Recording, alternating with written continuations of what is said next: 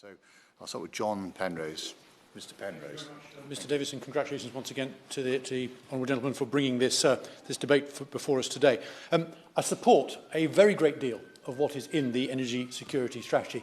The measures to diversify our energy supply, particularly our electricity supply, are very, very welcome, very, very necessary and absolutely essential, particularly given what's going on, as we've already heard, from numerous contributions in Ukraine and more internationally than that as well. So there is a great deal to applaud and to support in the document that's been published.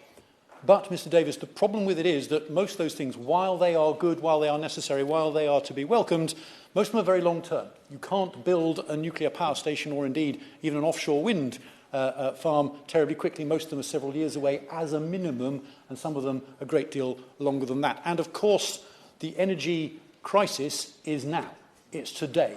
We have people, all of us, in our constituencies who are struggling with their bills, and they are bad already, and it's going to get even worse this autumn because, as we've already heard, the expected rise in the energy price cap is going to be another swinging increase, and people are going to find what is difficult today is impossible by then.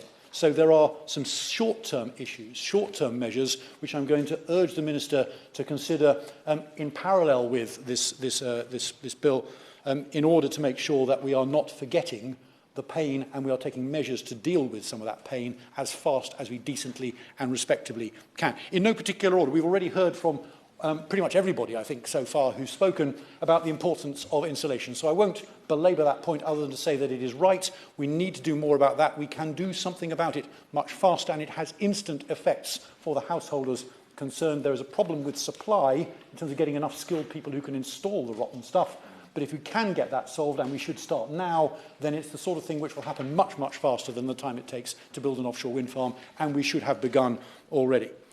Equally, Mr. Davis, there is a gaping hole at the moment in the energy security strategy for the review of electricity market arrangements, or REMA, as it's called for short. There's rather a good report just published today by Onward, which talks about what could be in that and what needs to be in it. But in summary, Mr. Davis, the fundamental problem which we have is that everybody's been saying for several years now that the cost of renewables is falling.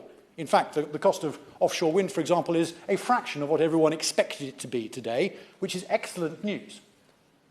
The problem is none of that's showing up in your energy bill, Mr. Davis, or in my energy bill, or in those of our constituents. Now, why is that? And the answer is because our energy market, particularly our electricity market, is a slave to the international price of gas. That's the thing it tracks, that's the thing that dictates the bills that we all get, and we need to reform that market to allow those lower renewables costs to feed through to customers, because the money is there. It doesn't require windfall taxes. It doesn't require governments to intervene through the benefit system or indeed through council tax rebates. The money is there if we can just get the flipping stuff to feed through a different market mechanism, an open market mechanism, in order to land on the bills on people's desks or on people's doorsteps when the bills arrive.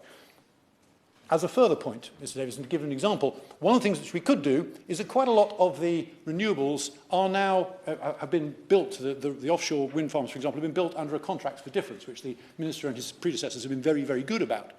But quite a lot of those contracts for differences are now massively in the money. They're a great deal cheaper, in other words, the power that they produce than the charge that we're all getting on our bills. You could take the green energy levies, which are currently already on our bills and which are adding to everybody's bills, and say, look, those could be negative, those could be discounts, those could be rebates on everybody's bills if you just let the negative price differential between the contract for difference, which they've all signed up to, and the real price today feed through onto our energy bills. Just one example of the kind of change that we could make. It could happen fast, and it would prove to people that green levies don't always have to be expensive. In fact, they can be beneficial, and it could create great retail buy-in, if you like, to the notion of green power. Further point, Mr. Davis, and final point I will make about these short-term measures. There is a point later on this year, I think, when the existing energy price cap legislation comes up for either rollover or renewal. And I want to make an urgent and earnest plea to the Minister that rather than just rolling the thing over, that we should instead reform it very dramatically. And the reason why we need to reform it very dramatically is because it was originally introduced to do something entirely different from what it's been doing. It was introduced originally to try and get rid of the loyalty penalty, which penalises people who don't switch. And people were being ripped off left, right and centre if they didn't switch. And that added cost to the market overall, which is ultimately is mainly focused on people who are loyal. But it was spread across the entire market ultimately and raised overall prices. And as a result of the cap, which is hideously expensive to administer and imposes enormous complexity and enormous hedging costs on energy market firms, many of which have gone bust because they didn't get their hedging right, if you can simplify that cap, change it very dramatically, change how it works, then you can strip out all that cost. And if you strip out all that cost, Mr. Davis, that rebate, that discount, that reduction in those costs can be fed on through to the customer. And again, you can result in a lower overall cost to our hard-pressed constituents, all of whom are struggling now, all of whom will be struggling even more.